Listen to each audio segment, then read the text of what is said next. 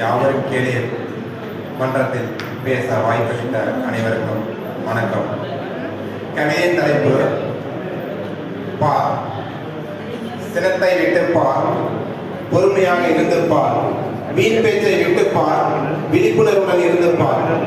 சிந்தனை செய்து பார், அறியாமை அகற்றி பார், ஆடம்பரத்தை விட்டு பார், அழகாய் வாழ்ந்து பார்,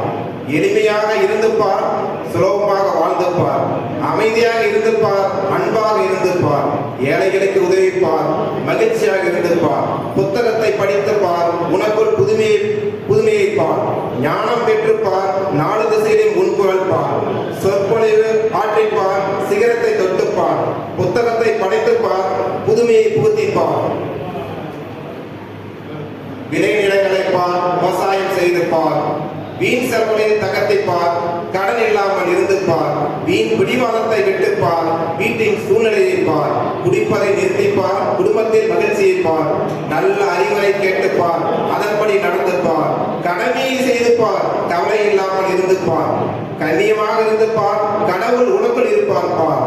நல்ல நண்பனாக இருந்து பார், பல நன்மைகள் வரும் பார்,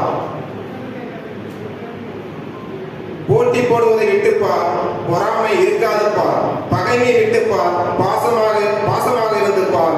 மரம் நட்டுப்பார், மலைவளம் பெருக்கிப்பார், கைபேசி பார்ப்பதை தவிர்த்து பார், கண் பார்வையை பெருக்கிப்பார், சிம்மாசன ஆசையை விட்டுப்பார், சிறந்தவனாக இருந்து பார், தினம் ஒரு பாடம் கற்றுப்பார், கலங்கரை விளக்காய் மாறிப்பார், விளக்கை ஒளிரச் செய்து பார், இருளை போக்கிப்பார், குறை சொல்வதை விட்டுப்பார், நிறை செய்து பார், பழி வாங்குவதை விட்டுப்பார், பசுமை காட்டை உருவாக்கிப்பார், கல்வி கற்றுப்பார், அறியாமையை போக்கிப்பார், யாவரும் கேள்வி மன்றம் வந்துப்பார், வெற்றி கண்டுப்பார்.